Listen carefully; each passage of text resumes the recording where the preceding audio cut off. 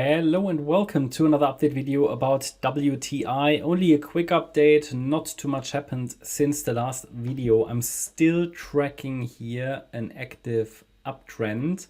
We have this wave 1 which topped in April, 5th of April. However, this was only an ABC structure, so it is, well, the only way how this could really extend in a bullish structure is within wave C here as an ending diagonal. So diagonals are not trustworthy patterns. So as I said before, B wave low in December and then wave 1 as an ABC structure.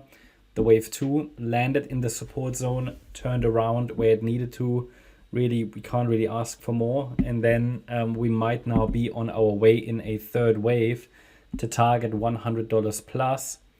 But we need a break above the trend line as well. So pay attention to that. I don't think it's a very high quality trend line, but we still have a couple of touch points, 3 touch points maybe even here. Yeah.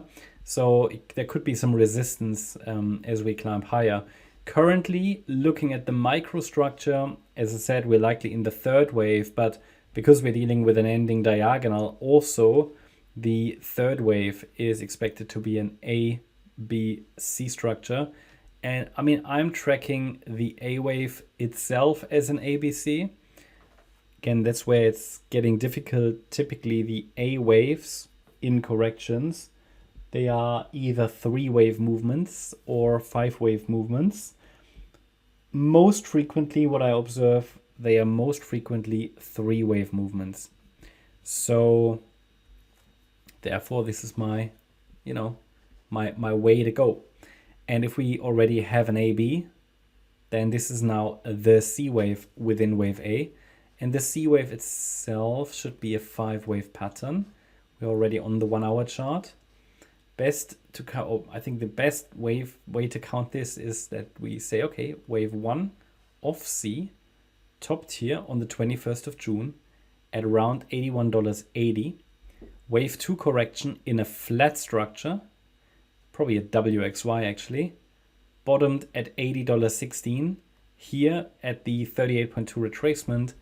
And the third wave itself could be unfolding right now.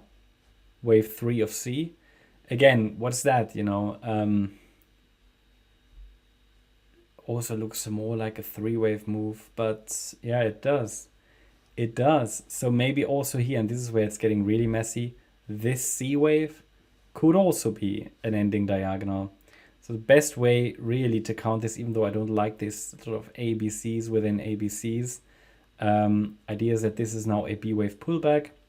From a trade management point of view, it just means that the invalidation point for the idea that here wave 2 already bottomed is the $80.16 level. So I would leave that support area for now where it is.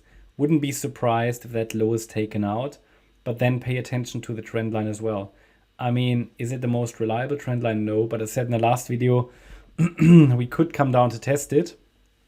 And we have a couple of touch points down here early in June, but nothing here. So if we get maybe another touch point now, then this could guide us higher, this trend line. But it's not the most reliable one.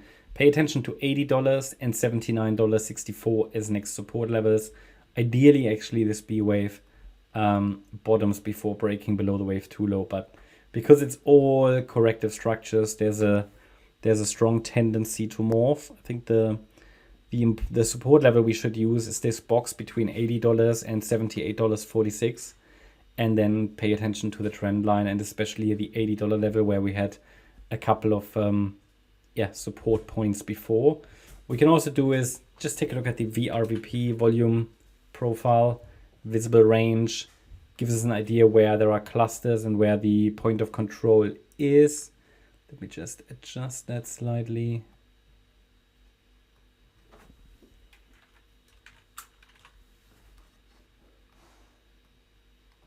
Gives a bit more detail.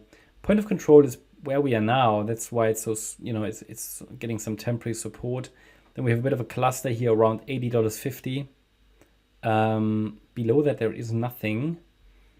That's just showing, what is the volume, the volume at which prices were traded, and highest volume is around here $80.50, then $81.50, and down here in this region around the 78.6 retracement at around $78.50. So these are just clusters of support. At the moment we are in an uptrend, you can clearly see it, higher highs, higher lows, and this seems to be a pullback in an uptrend. So I expect further upside continuation until the price breaks below $78.46. That's my update about WTI. Hope you liked the update. If you did, please hit the like button, leave a comment, and subscribe. And if you're interested in daily updates about the S&P 500, as well as regular updates about stocks, feel free to check out our stocks and S&P 500 service. You'll find the link in the description. Thanks a lot for watching. Bye-bye.